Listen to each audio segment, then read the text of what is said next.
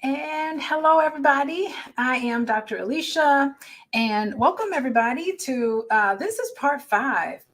One, two, three, four, five. Part five of us reading this book entitled "How to Be an Adult in Relationships," and it's 5 keys to mindful loving.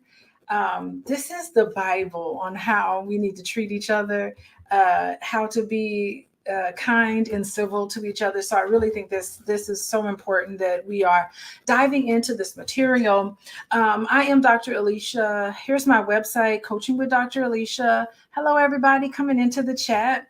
And we have been reading from this book. I've been dedicating and setting aside time on Sunday evenings to go through this book. And the reason why I did this was I created a course based on my observations and working with adults and children for the past 30 some odd years.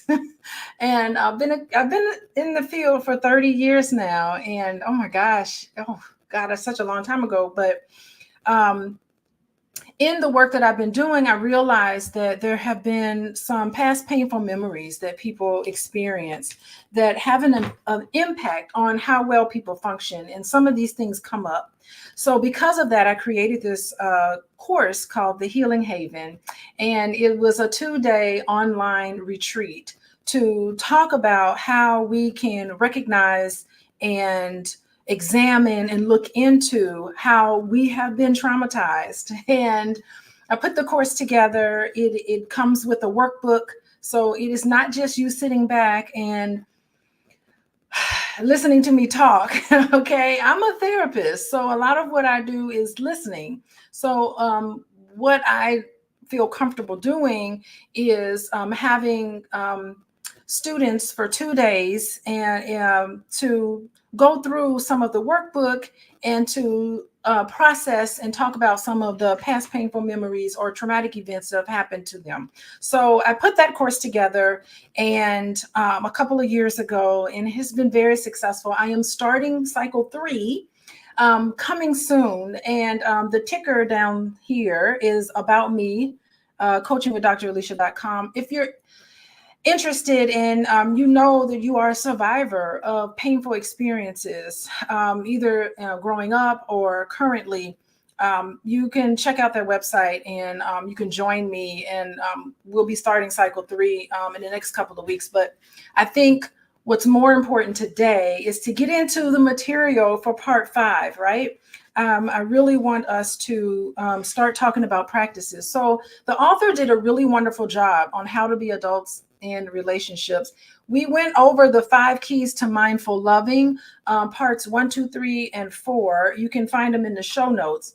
I went over. If you want to know the keys to mindful loving, you can go and watch those videos. So I want to get right into it because this week we're going to talk about practices. So after the author, David Risho, after he explains what it is that we need to give each other to heal, no matter what your past is, it's never too late to start interacting with people in the way of compassion, right? So he lays out the why, okay? And he goes into a lot of background and history of that. But what I enjoy about today is that we're going to talk about practices because we need to know what to do. And so we'll start here. We're on page 45. So if anybody has the book, you can get it on Kindle. There's an audiobook version. I like the paper book because I'm old school. I don't know if y'all may not be old school, but I personally enjoy reading paper books. So I want to go right into how it all began, page 45. And we're still in chapter 1, and there's so much information here. We got 200 and some odd pages to get through. So there'll be a lot of different versions of this book club. So anyway, he begins on 45 talking about practices that we can do so that we can continue to stay in our adult sense, right? So how to be an adult in relationships requires us to stay in this adult state and not revert back to earlier not to revert back to earlier patterns, not to become childish. Some of us, when we get triggered, and those triggers are reminiscent of past experiences, we let go of being mature adults, and sometimes we act very childish. All of us do it sometimes when we get upset with people, right? So these are different practices that he recommends that we do, so that we can be mindful in how we interact with each other and how we act toward each other. And so one of the first techniques he talks about is daily meditation. Okay. And I like to think about this as like a prayer for those who are religious. I love religion. Individuals who are religious, no matter what type of religion you ascribe to, there's always some sense of prayer. There's always some sense of meditation. And he's recommending as adults we do this, right? So, and he says this is something we need to do on a daily basis. Begin with a few minutes a day and increase to about 20 as an ideal minimum. It is best to sit together as partners. So he's recommending that this prayer meditation is done as a couple. I really think that's pretty awesome. You know, what a great way to bond with your partner is to sit and meditate with your partner. So he's recommending that you do this together. He's also saying that sitting alone is certainly appropriate and valuable as well. So sitting in a quiet space, your eyes can be open, it can be closed, your back straight, your hands on your knees or thigh, and pay attention to your breath. When thoughts or anxieties enter your mind, simply label them as thoughts and return to awareness of your breathing. Do not attempt to stop thinking. It doesn't work, because if you think about stopping to think, then you're still thinking. So that's great. Don't attempt to stop the thinking, just let it pass through. Let's see. The practice requires only that you notice thought. You return to consciousness of your breath. When your meditation ends, try to get up slowly and see if you can maintain the same sense of awareness throughout the day. Eventually, breath becomes more real and more interesting than our stories. I'm telling you, this is very difficult to do. I don't know how many of you all, hi, Dr. Vive. Hi, Miss China Doll. How you doing? This is very difficult to do. I would be surprised if normal adults can sit in meditation for more than 5 minutes. That would be very surprising to me. And it's something that you really need to practice. I meditate mostly in the shower. I build meditations into my daily practice. Sometimes when I'm exercising by myself, or even with my husband, sometimes I will incorporate meditation into quiet moments where I'm by myself. So I do it because I'm very busy. I kind of incorporate it into what I'm really doing. And it is a tough thing to do, to be able to just sit with your thoughts and not indulge them, but to just sit with them and pay attention to what comes up for you. One technique that I do when I'm meditating is that I picture myself sitting in a room on the floor and I'm looking up at a almost like I'm in a movie theater and I'm looking at a blank piece of paper, or a blank wall that's totally white. And I'm just sitting there looking at this wall that's white. There's nothing on it.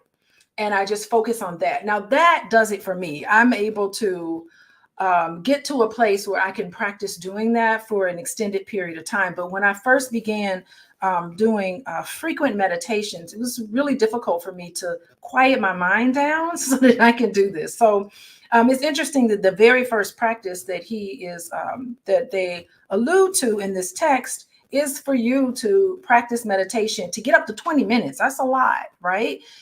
Sometimes it means that you have to restructure your life. We're all kind of just moving along in life and we don't have time to stop and think. sometimes we're afraid to stop and think because if we stop and think, sometimes we are unconsciously nervous about what will come up for you. And I will tell you that when you meditate and when you get into your thoughts, things will come up for you. So you need to be prepared for that. But I think as adults, we're ready for it. And it's a great way of controlling your thoughts. So I think the daily meditation is excellent. I mean, whether if you don't do anything else from watching this video, I really think that meditation is something that all of us need to be able to pick up on and to do. And he's just talking about, I say start for, he's saying 5 minutes and work your way up to 20 minutes. I think that practice doing it for 2 minutes. I guarantee you, you are not going to be able to focus on thinking about nothing for 2 minutes. I'll be surprised if you do. So it's very difficult to do, but with practice, you can start doing that. So daily meditations, excellent practice that all of us need to do in order to be adults in relationships. So the second practice is loving kindness. Wow. Loving kindness. He talks about for partners to engage in building heartfulness. Loving kindness is a Buddhist practice, also called metta. That's interesting. Metta. Meta is also the new word of Facebook. And it's interesting that Facebook would pick up a name like Meta. I'm certain they did the research on that. And if I think about it harder, I would wonder what the relationship with Meta in the Buddhist sense they're trying to duplicate. That's really interesting. But Buddhist practice is called metta, and metta means loving kindness. It's based on the premise that we all want the same thing. We all want happiness. That is really interesting. So if you are a corporation and you want to name your corporation out of something based on something fabulous, why not name your corporation off of the definition of happiness? So metta means happiness in Buddhist practice. I would venture to say, I bet you the founder of Facebook, Mark Zuckerberg, and his wife, I bet you they're Buddhist. So if I was trying to change the name of my company away from Facebook, I would definitely name it Happiness. That would be my, that would be something brilliant that I would do. And, I think that naming something means a lot. And I was watching this TV show called Mad Men, and it's like people on Madison Avenue. I don't know if you watched that show, Mad Men, but they talked about advertising, and he talked about we're selling happiness. That's what we're selling. We're not selling shoes. We're not selling cigarettes. We're not selling McDonald's. We're selling happiness. And so that's kind of interesting. Anyway, here's a simple format for this practice. Sit quietly and imagine yourself filled with joy, love, compassion, all of the qualities of the Buddhist. Affirm each of them in yourself, then send them to a widening circle of people until you have included the whole world in your heartful wishes. Say to yourself, may I be joyful, may those I love be joyful, and so forth. Begin with those who love you. Oh, is there static coming? Okay, something with my audio. I don't know how to fix it. Let me see. Thank you for letting me know. Let me check my audio.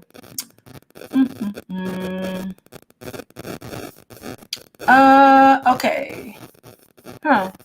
Well, I have my Yeti microphone, so I don't know.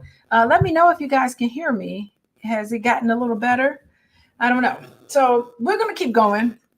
I don't know how to fix audio. Hopefully it will clear up. Okay. So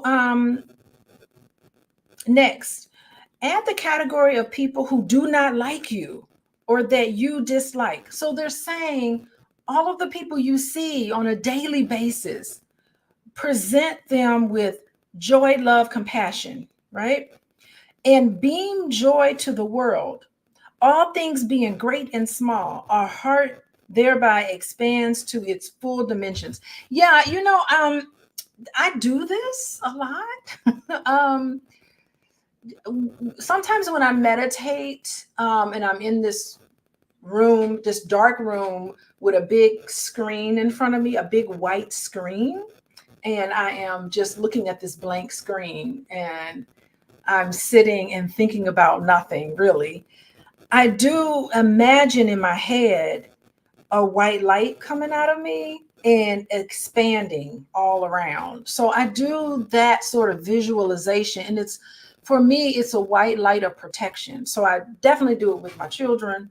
Just, I have a 21-year-old and he goes out to Chicago and parties and party and all of that. And I don't want to stop him from doing that, but I will just meditate, stop, and then send him like a prayer for meditation where he is drenched in light. And to me, that's the light of protection. I do what I can so I don't have to be all worried about what my baby's doing. So anyway, that's something that I do. And in that white light is joy, love, and compassion. So this is interesting. He thinks this loving kindness is what we all need. Good Lord, we definitely need loving kindness. Okay. And then he says, notice any resistance as you move down the list of people in your life. Do not attempt to root out the resistance. Commit yourself to a stalwart intention to love. The resistance will diminish. Okay, so think about who kind of gets on your nerves. Even those you don't like, you can also send them love and light and peace and compassion. You can have compassion for those who bother you, right? Something will change in you as you wish love and joy to people you don't know, and even your enemies. This practice shows us that our life purpose is about more than our own well-being. We are acknowledging that our own needs are not all that matters. It is not always about what you need. Think about some of the people who bother you. They have unmet needs too. On some level, I'm certain they're hurting. Why would they come across in such an abrasive way sometimes, right? The well-being of our fellow humans matter too, and we are beaming it to them from our awakened heart. There is no limit to our love, the possibility of possibilities. When you do this practice daily, it can also kick in when you meet someone who triggers you negatively. It's not that person's fault if they trigger you negatively. It's not them, it's you. It's something about them that brings this up in you, right? And we can understand that, right? I know when people bother me, I know what it is because I have a story about, like, I don't want to get into it, but there are things that really bother me, right? And sometimes it's not about them. It's about what they bring up in me. And I pay attention to that. Again, it's not that you ignore them. You just send them love and move on, right? You love them. And then you're like, okay, that's not my kind of person, right? When you do this practice daily, it kicks in, right? Even someone who triggers you negatively, you may hear yourself saying, may he open to the light. Aspirations as this do not mean we are approving negative behavior, only that we appreciate everyone's limitations and potential for growth. This is another way of never giving up on someone, which is the crown jewel in the heart of love. I really enjoy this. I think this is spot on, and I think this is how we need to start treating people and thinking about things that bother us. I also think that a lot of this, and I don't know what type of media you guys come in contact with, but I love listening to music that's positive. And it, for some reason, always just puts me in a really good mood. So music and the things that I come in contact with, I listen to a lot of medicine music. It's very spiritual. It's very positive. It just keeps me adhering to what I'd like my world to be. and what I'd like to experience in other people. So I pay attention to the things around me, particularly music. Anyway, so the next practice he wants you to think about is letting go of control. Healthy control means ordering our lives in responsible ways. For example, by maintaining control of your car or our health. Okay, so I like this because you can only control yourself. Like if you buy a car, it's your responsibility to make sure that car is maintained, right? You can control that, things that affect you, right?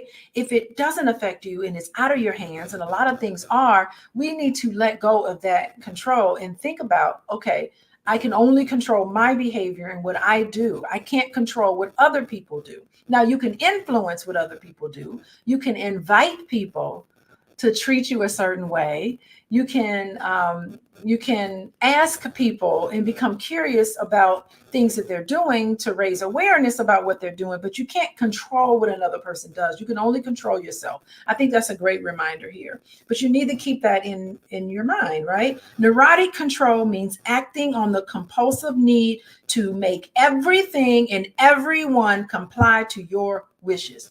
Other people's problems is not yours to solve. And it's interesting because even as a therapist, it is not my job to solve people's problems.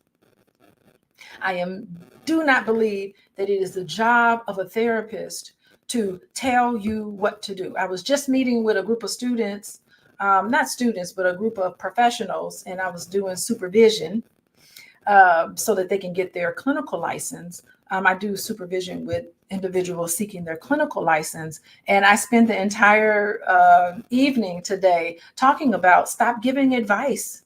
They already know what to do. Explore with them. Explore with them how they feel, what got them into this situation. Allow them to have some sort of self-awareness before you start just throwing out advice and giving them advice. That doesn't help them, right? So you have to just not be in control. And even as a therapist, I'm not in control what clients do and what individuals do. I talk to them about the consequences, but they can choose, they can go any way they want to go. It has nothing to do with me. I'm here as a therapist to help people process the choices that they do make and to have insights into what led them to make the decisions that they made and if it works for them. If it doesn't work for them, then perhaps they should think about choosing other ways of behaving. So, that's one thing that I do. I don't want to take on the responsibility of grown adults or even children. They need to know the consequences. So I love this issue about control. Let's see, control. We were not able to say, oh yeah. So he talks about control is what we decided to seek when we noticed the implacable givings of our existence and felt helpless in the face of them. We were not able to say, I will stay with this predicament and see what it has to offer me. I notice I seem to get stronger this way. Saying yes to our experience in this mindful way leads to empowerment of our heart to love more and fear less. Yes, it is so fascinating that we get into this way of fixing things and making sure that all of the possibilities that could happen with the outcome, that we need to be able to control all those possibilities. That causes lots of anxiety because people are like, what ifs? What if this happens? What if that happens? And you get into this place of fear. And he talks about when you just start to let go and know that there's a natural order of things. I mean, it is almost like being a little fatalistic about how you see the world. It is a little fatalistic, but you have to know that everything will fall out the way it's supposed to be. And you agonizing over controlling the outcome is not going to help you anyway, right? So can you make a decision, a commitment to be less controlling and to dedicate yourself to this as your ongoing project? And the really interesting part is that letting go of control is actually a way of gaining control. So what do I mean by that? like I was working with, suppose I'm working with a client, for instance, and they have a headache, right? And they're like, oh my God, is this a headache? Or they start looking it up on WebMD. It could be a brain tumor. It could be all of these things, all of these things. And I said, listen, all of this could be possible, right? All of this is possible. So let's let go of this, let go of the end result of what could happen just because you have a headache. But and it is possible that it could be nothing. And it's possible that it could be a migraine. It's possible that it could be a tumor. All of that is possible. But right now, you don't have control over that. It is what it is. And so you can control, picking up the phone and calling the doctor, taking some medication. Just focus on what you can control and not the outcome of it. Right. And you dedicate yourself, and letting go can just say, it is always possible that these outcomes could happen, but I'm just going to stay committed to what I can do to search and make sure I'm healthy, right? And once you go through the channels of being healthy and you know that it's just a migraine and you need to take some medication to help it, you have to trust the doctors too. So some people can just want to control everything. If it's this, sometimes you have to let it go and put your trust in some professionals, because that's the best you can do, right? Okay. Letting go is actually controlling what's happening. Opening up to feedback. When you are committed to the work of making yourself a more loving person, and by the way, the more loving you are, the more lovable you are, the more likely you are to find love. So people want love in their life. They have to, number one, be more loving. You have to be a loving person. And my mom used to tell me, I was like, oh, Mom, I'm going to camp. What do I do to make friends? And she said, you have to be a friend. If you want to make friends, you need to be a friend to somebody. And so it's the same thing with being loving. If you want a loving world and you want someone that you can love, you have to be a loving person, a lovable person, right? When you are committed to the work of making yourself a more loving person, you no longer rely on your own brain for all your information. You are happy to learn about yourself from your partner or anyone else you trust. You are open to find out how you appear to those who see your shadow or dark side. All of us, anybody in a relationship, I know Dr. Vibe, you're married, anybody who's in a relationship, your partner is going to know your dark side. Your partner is going to know all the things that you need to work on that you haven't observed, right? So your partner is going to know your dark side. You want to be exposed so you can drop your poses and let your authentic self emerge.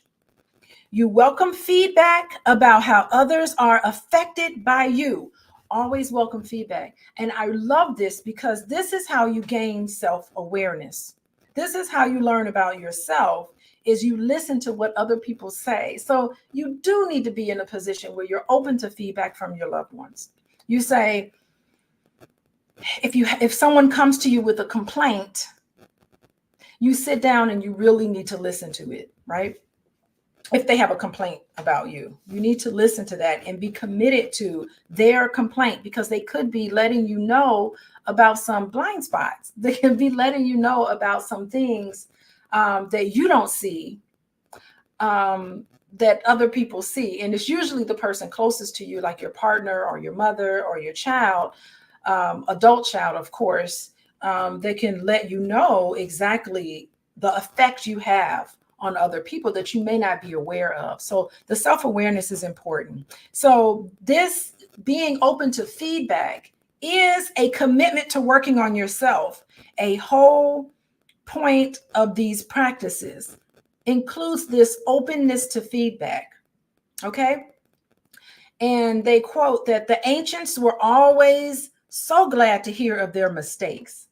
We all make mistakes. And guess what? It's okay, because recognizing that you've made a mistake is how you get better. right? To make a mistake means you're a human being like everybody else. No one is absent of mistakes. And so the thing is to always be open to feedback so that you can be better, right? So that you can learn about yourself. It doesn't mean that you're always going to be perfect. It just means you're going to learn about yourself better. And that's always important when you want to be mindful. You have to be mindful with how you come across to people. You could be inadvertently coming across to people in a way that you didn't intend, right? So being open to feedback is important. If you find that your ego cannot tolerate being called to task or shown to be inadequate or wrong, then the work begins here. So it's this willingness to let go of the ego. I commit myself to find some truth in any feedback I receive. Yeah, there's some truth to everything. Hello, baby love. How you doing? Baby love. I love that. So I'm sure baby love is lovable. That's a very lovable name. So anyway, we're talking about practices here in this book.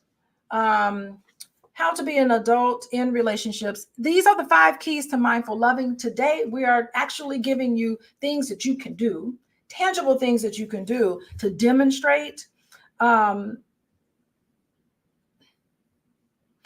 to respond to people, how to interact with people in a way that is mature. And I think that the issue I'm coming across is that people can be very childish and very immature with how they interact with each other. I am Dr. Alicia.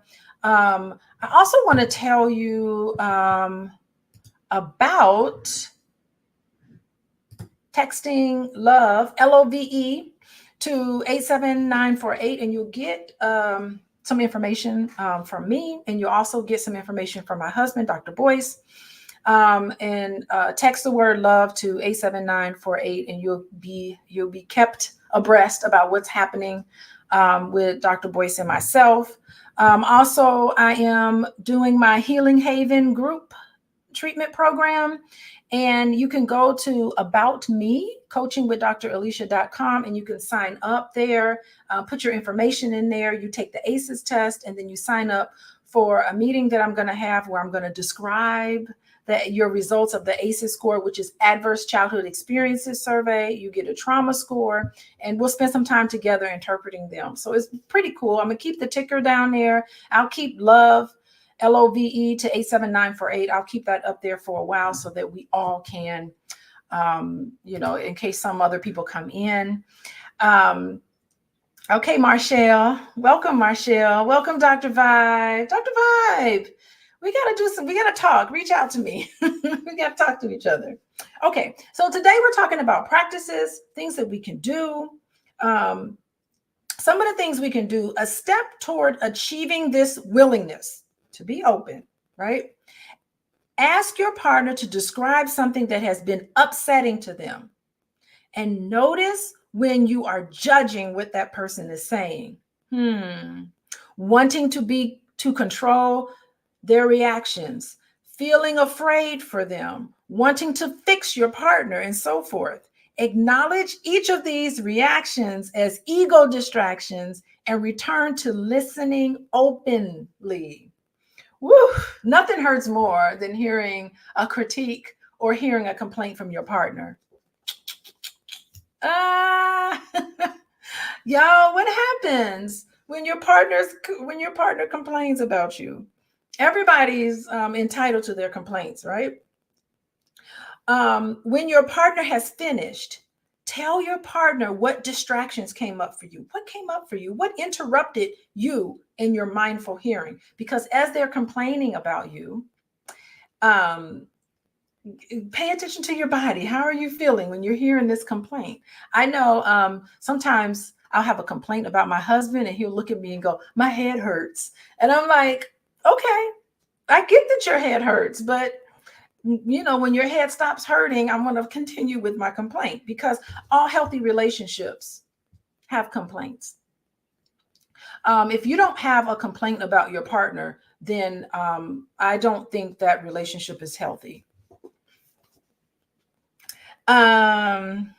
Anyway, that's what I know to be true based on my experience.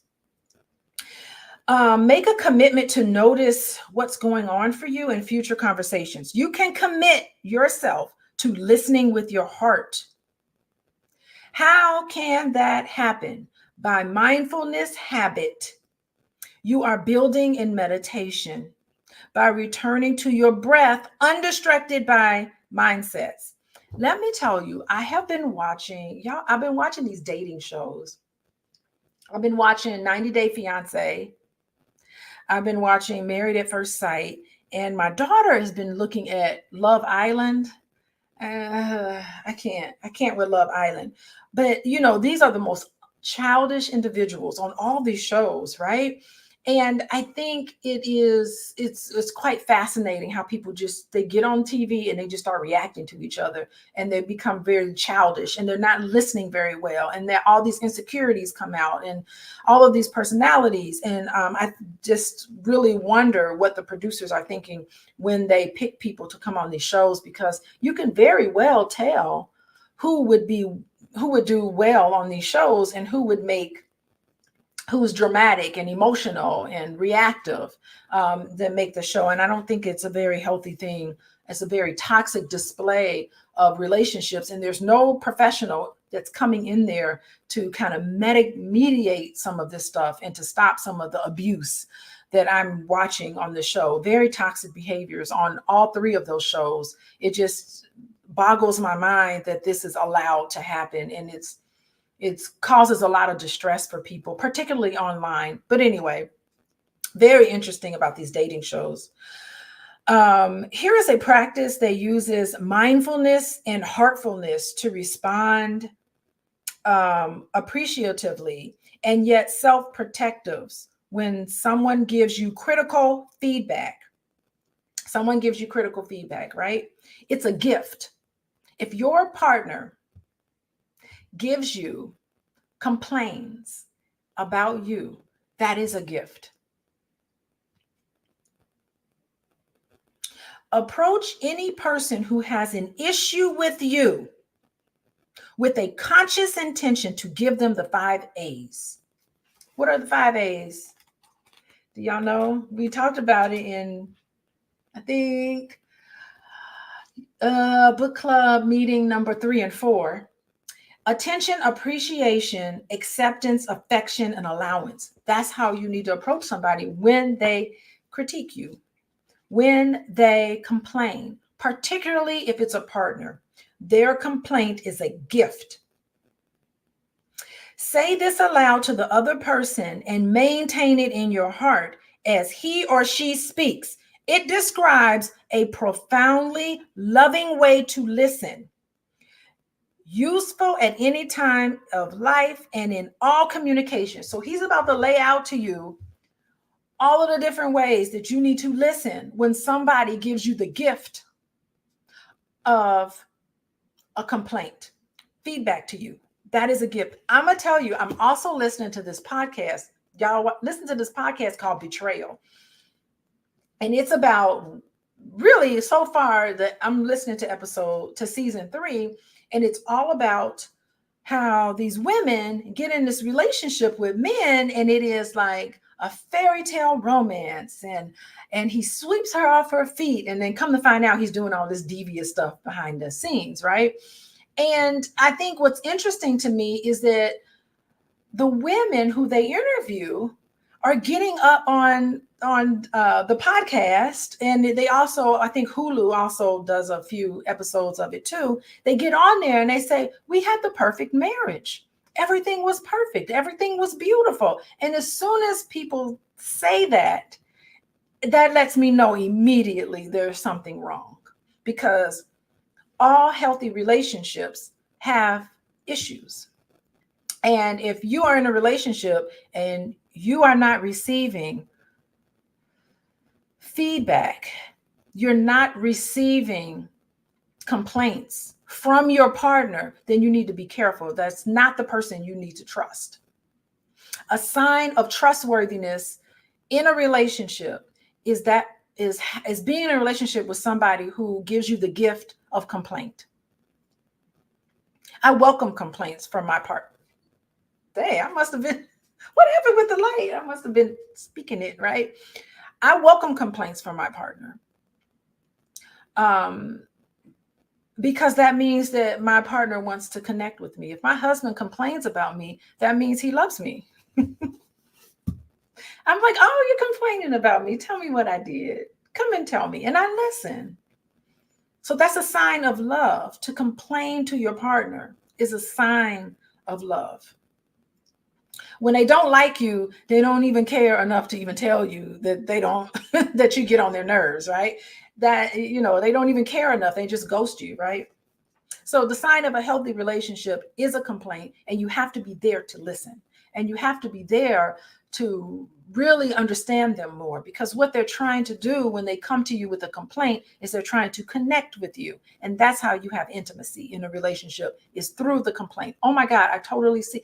I wasn't even thinking. And it's funny because it's not even your intention to bother them. It's just you being you, but it's nice to know the effect that you have on the person that you love. Okay, let's move on. So what they're saying is, this is how you need to listen to your partner when they complain about you. Y'all want to know? Here it is. Number one, I am paying close attention to you now. Let me tell you. My husband comes to me and says, Alicia, I have a complaint. That's it. I stop everything. I mean, unless I have a client session or someone's paying for my time, I'm going to stop everything and say, oh my goodness, what is it? You pay close attention. I put my phone down. I'm not doing anything else. I'm giving them my full undivided attention because that person has something that they want to say to me. Your partner in particular. I accept you as you are in this moment. I allow you to be yourself. I appreciate you for what you have been and are.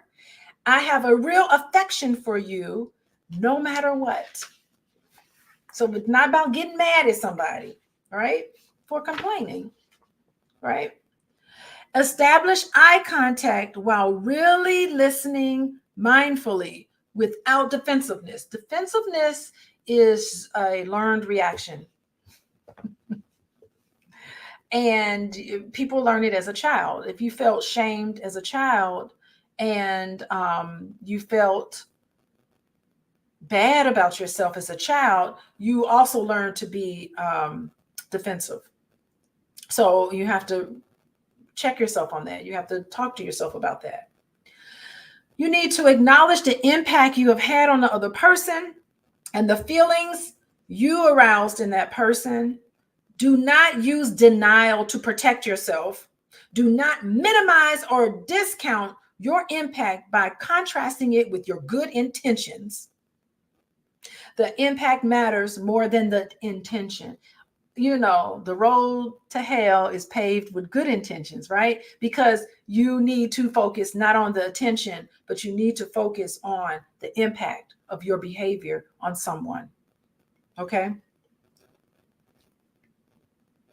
Commit yourself to taking what the other person says as information, not as censor. You're not going to dismiss it. You're going to take it as information. Okay? Speak up, however, if the feedback includes blame, insult, ridicule, or put down. You will not permit that when you're taking care of yourself. So you say, you know what?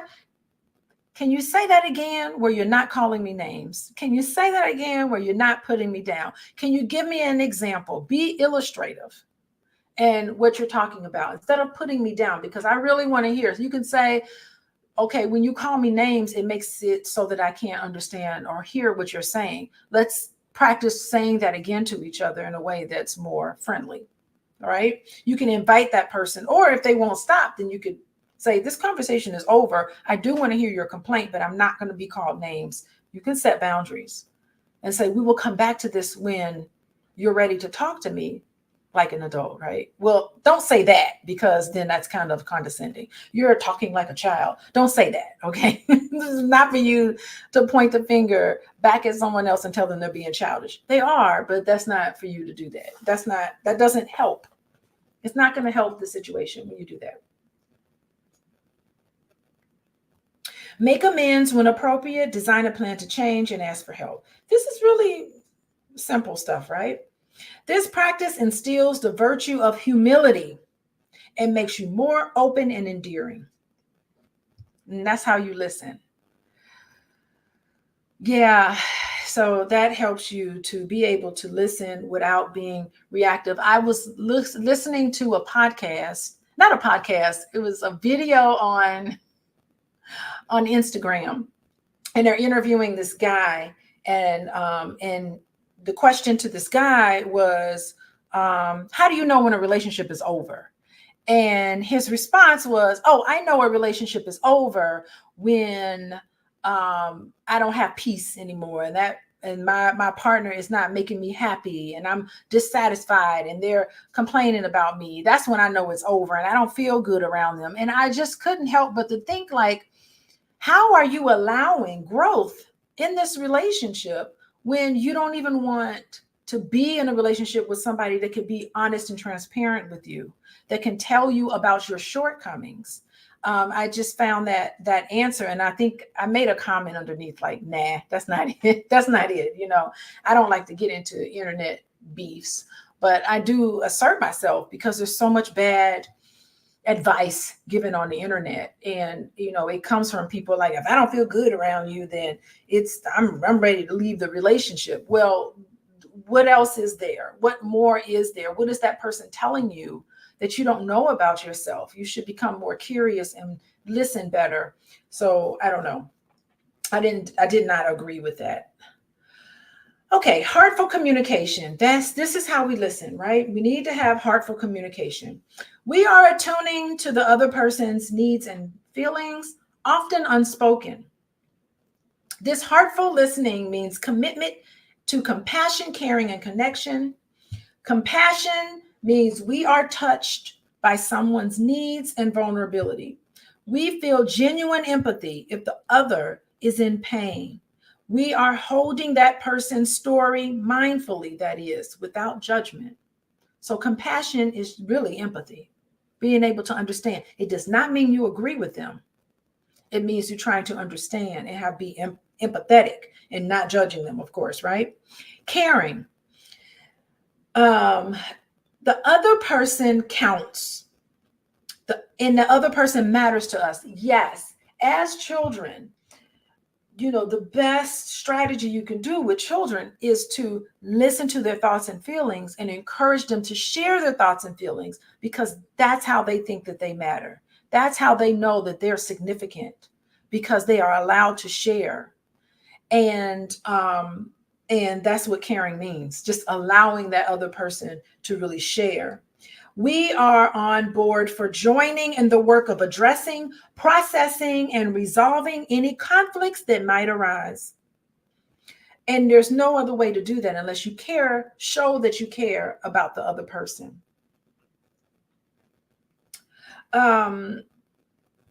We sincerely want the best to happen for the other. We are open to the vulnerability this may require of us. Yes, caring does not mean you need to fix their problem. Caring means that you wish the best for them. But it's not your position to jump in and fix people as they're sharing something. Hey, Norman, I see your question. You have a question? I'm going to put it up here. Dr. Watkins, a talk that can unravel some insight in the dynamics of my relationship with my family members. Dysfunctional, to say the best. Not that I'm claiming to be untarnished in any way.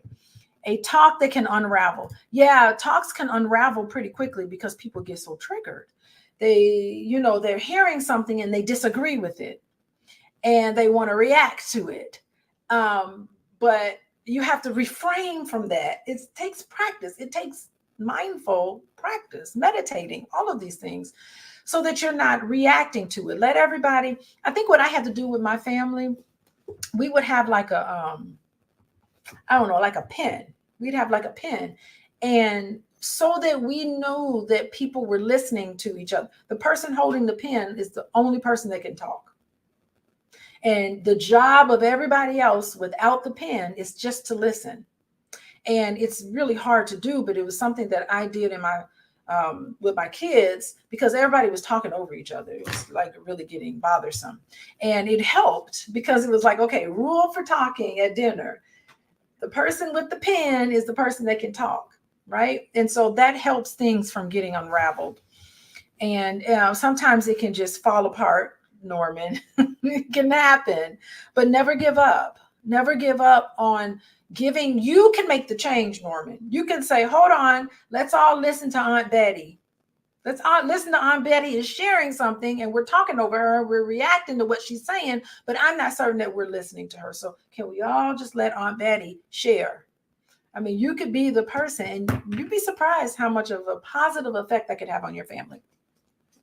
So you're the one, Norman. You're the one. You're the one. Okay. So we talked about caring. Oh, connection. We are companions, not fixers. We look together with the other person at her or his predicament. Yeah, so we're not here to fix anybody. That's not my job as a therapist. I am not going to tell you what to do. What I do with couples is that I do a presentation and I talk about here's what healthy relationships look like. And here you are, compared to the healthy relationship. What do you think about that? What's the dynamic there? What's going on? And we can talk about these things, but it's not my job to tell somebody what to do. I present things. Happy couples do this. Healthy couples do this. And unhealthy couples do this. And so decide what you want to be. And I can help you get there. So I do guide people, but I'm not telling you what to do, how to do it. I can tell you, like, here are the keys to doing it. So, okay, here we go. Connection. We are companions, not fixers. We look together with the other person. We are with, beside the other, not above or beyond, right? You're not the authority in everything, right? We know we might have the same anxiety that they have. We know we have a similar pain. We know we can or have made similar mistakes. We check in with the other. Yes. So as somebody's sharing things with you, sometimes you're like, God, that happened to me. I remember that. And you want to jump in and share your own story that's pretty similar to what they're sharing. And you have to resist the urge to interrupt and to jump in and talk about how you had something similar. I learned how to love effectively by hearing from you, how my way of loving comes through to you. So please tell me truly. This depth listening and depth opening, a spiritual meeting of heart to heart, the only meeting in which true connection can happen. I am listening is my name now. Heart presence turns out to be the best atmosphere in which love can bud and blossom. Heart listening is also an essential component of the hero on the journey. We do not walk the path unless it is with a listening heart.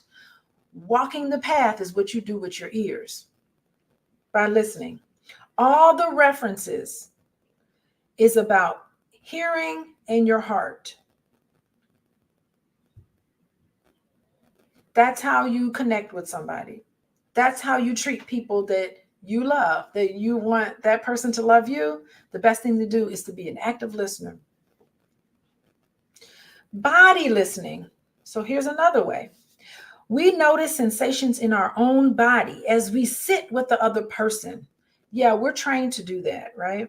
We are aware of how we are holding his or her truth, needs, feelings. Where in our own body do we feel their impact? We notice whether we are comfortable or anxious as our time together proceeds. In either instance, we show our body language.